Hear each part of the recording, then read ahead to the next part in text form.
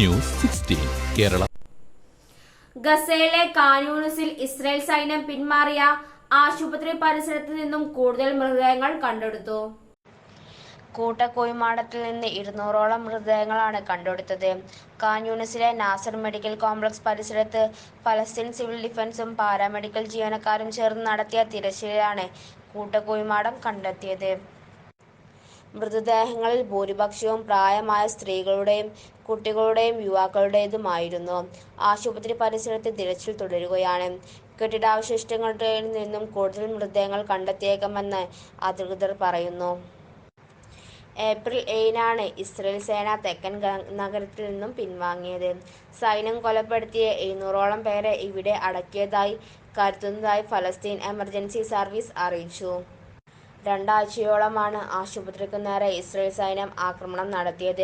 രോഗികൾ ഉൾപ്പെടെയുള്ളവരെ കൂട്ടക്കുരുതി നടത്തിയ ശേഷം കുഴിയെടുത്ത് മറവു ചെയ്യുകയായിരുന്നു. News 16 news desk.